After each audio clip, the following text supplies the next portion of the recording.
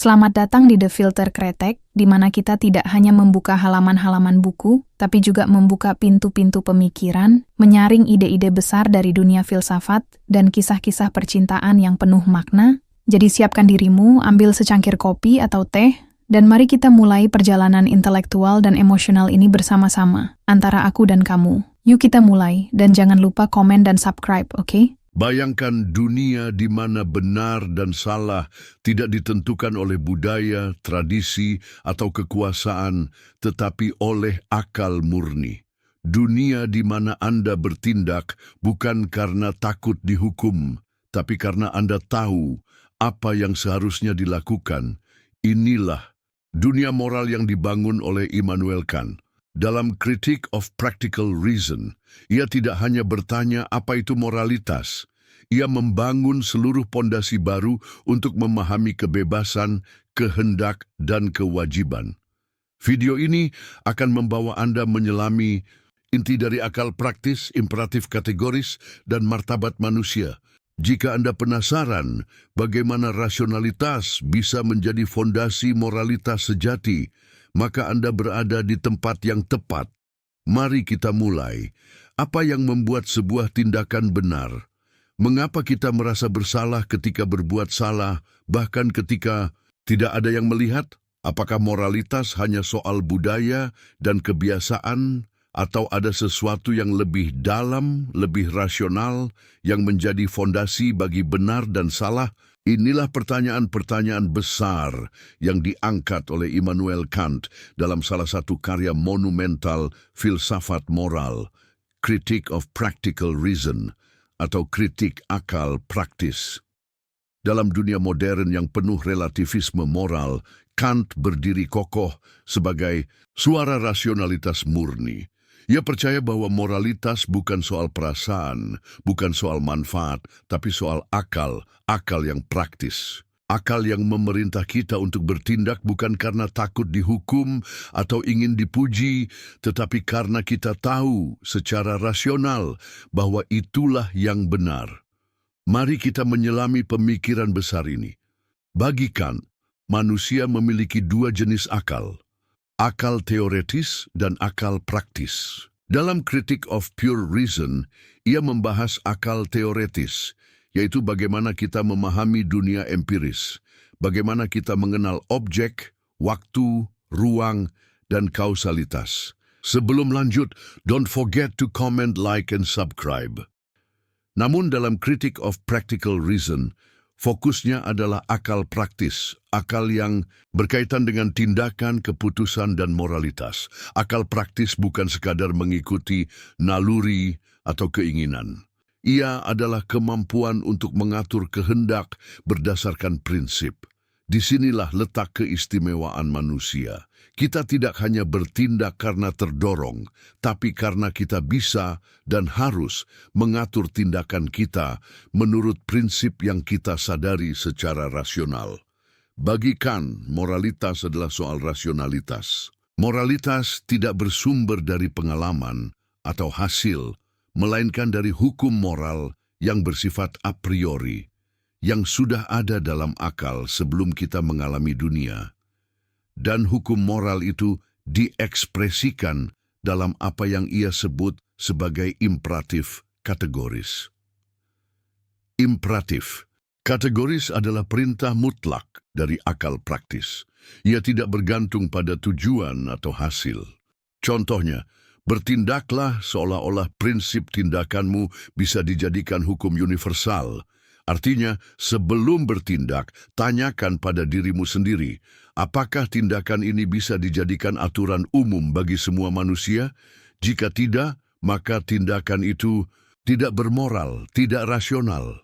Contoh sederhana, jika saya ingin berbohong untuk keuntungan pribadi, saya harus bertanya, bisakah berbohong dijadikan aturan umum?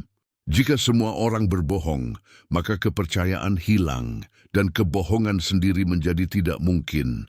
Maka, berbohong tidak bisa dijadikan prinsip universal, berarti ia tidak bermoral.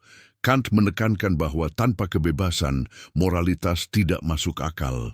Jika saya tidak bebas memilih tindakan saya, bagaimana saya bisa dipuji atau disalahkan? Tetapi kebebasan ini bukan kebebasan sembarangan. Ini bukan sekadar kebebasan untuk melakukan apa yang saya inginkan, tetapi kebebasan untuk tunduk pada hukum moral yang saya pilih sendiri dengan akal saya. Ini adalah kebebasan moral, tunduk pada akal, bukan pada nafsu atau dorongan.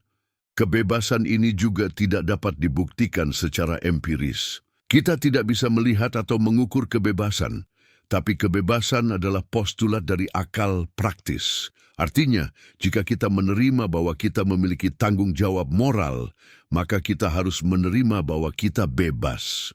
Kalau tidak, moralitas menjadi omong kosong. Kant menyadari bahwa dalam dunia nyata, seringkali orang baik menderita dan orang jahat berkuasa. Ini tampaknya bertentangan dengan keadilan moral. Maka, ia merumuskan konsep summum bonum, kebaikan yang tertinggi, yaitu kesatuan antara kebajikan dan kebahagiaan. Menurut Kant, kebahagiaan bukan tujuan moralitas, tapi kebajikan harus selaras dengan kebahagiaan agar keadilan sempurna. Namun dunia ini tidak selalu memberikan itu. Maka Kant menyatakan bahwa akal praktis mengharuskan kita untuk mempostulatkan dua hal: keberadaan Tuhan sebagai penjamin keselarasan antara kebajikan dan kebahagiaan, keabadian jiwa sebagai syarat bagi perkembangan moral yang tak terbatas. Kedua, hal ini tidak dapat dibuktikan oleh akal teoretis, tapi menjadi postulat rasional dari akal praktis.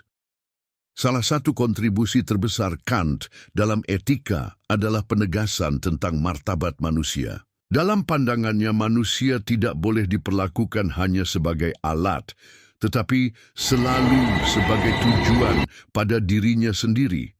Mengapa? Karena manusia memiliki rasio, dan rasio inilah yang membuat manusia mampu menciptakan hukum moral. Maka, martabat manusia tidak tergantung pada status, kekayaan, atau kecerdasan, tetapi pada kemampuannya untuk tunduk pada hukum moral. Etika Kantian menolak segala bentuk utilitarianisme yang memperlakukan manusia sebagai sarana. Baginya tindakan yang benar adalah tindakan yang menghormati kebebasan dan rasionalitas manusia lain. Kritik terhadap etika Kant sering datang dari mereka yang menganggapnya terlalu kaku, terlalu idealis. Tidak semua situasi bisa diselesaikan dengan prinsip universal. Dunia nyata penuh kompleksitas, konflik nilai, dan dilema moral. Namun justru karena dunia ini tidak ideal, Kant memberikan kerangka moral yang kuat. Di dunia yang semakin pragmatis dan individualistis, etika Kant mengingatkan kita bahwa ada prinsip yang tidak bisa dinegosiasikan: kejujuran, keadilan, tanggung jawab. Dan di tengah masyarakat yang mudah tergoda untuk mengorbankan prinsip demi hasil, Kant berdiri sebagai pengingat bahwa tindakan benar harus lahir dari rasa hormat terhadap hukum moral, bukan dari harapan akan hasil yang menyenangkan. Dalam Critique of Practical Reason, Kant membawa kita pada pemahaman yang mendalam tentang diri kita sebagai makhluk rasional. Kita bukan hanya makhluk yang ingin, tetapi makhluk yang tahu bahwa kita harus. Dan kesadaran akan harus itulah yang membuat kita benar-benar manusia. Kita adalah makhluk bebas, bukan karena kita bisa melakukan apa saja, tetapi karena kita bisa memilih untuk tunduk pada prinsip yang benar, bahkan ketika itu sulit. Dan itulah inti dari moralitas menurut Kant, kehendak yang baik. Kehendak yang memilih yang benar, karena ia tahu itu benar, bukan karena takut, bukan karena imbalan, tetapi karena ia menghormati hukum moral yang dihasilkan oleh akalnya sendiri. Kita hidup di zaman yang sering bingung antara yang benar dan yang nyaman.